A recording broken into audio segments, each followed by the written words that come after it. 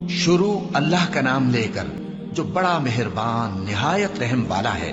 अलिफ लाम मीम। इसमें कुछ शक नहीं कि इस किताब का नाजिल किया जाना तमाम जहानों के परवरदिगार की तरफ से है।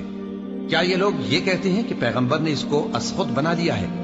नहीं, बल्कि वो तुम्हारे परवरदिगार की तरफ से बरहक है, ताकि तुम उन लोगों को हिदायत करो जिनके पास तुमसे पहले कोई हिदायत करने वाला नहीं आया, ताकि ये रस्ते पर चले।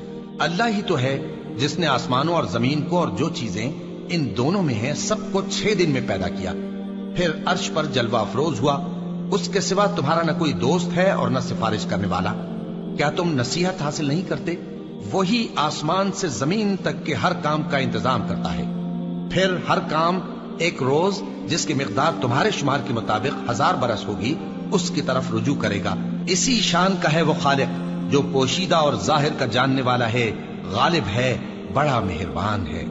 वही जिसने हर चीज को बहुत अच्छी तरह बनाया, यानी उसको पैदा किया और इंसान की पैदाइश को मिट्टी से शुरू किया, फिर उसकी नस्ल एक किस्म के खुलासे से यानी हकीर पानी से बनाई, फिर उसको दुरुस्त किया, फिर उसमें अपनी तरफ से रूह फूंकी और तुम्हारे कान और आंखें और दिल बनाए, मगर तुम बहुत कम शुक्र करते हो।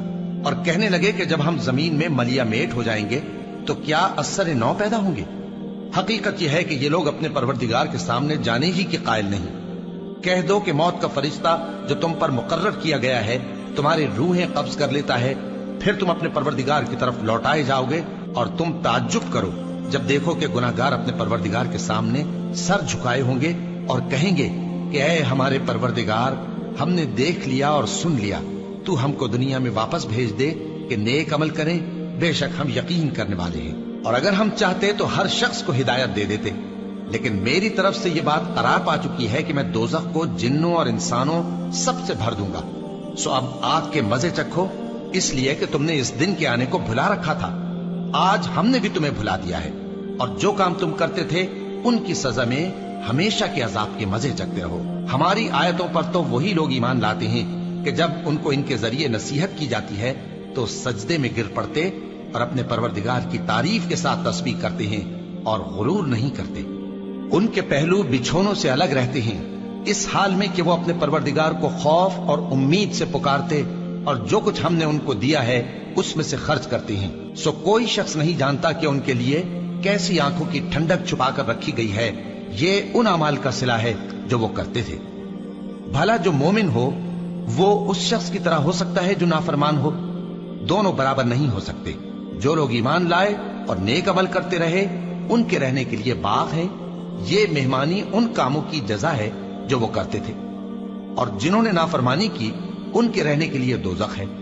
जब चाहेंगे कि उसमें से निकल जाएं तो उसमें लौटा दिए जाएंगे और उनसे कहा जाएगा कि जिस दोज़ख के अजाब को तुम झूठ समझते थे उसके मजे चखो, और हम उनको क़यामत के बड़े अजाब से पहले दुनिया के अजाब का भी मजा चखाएंगे।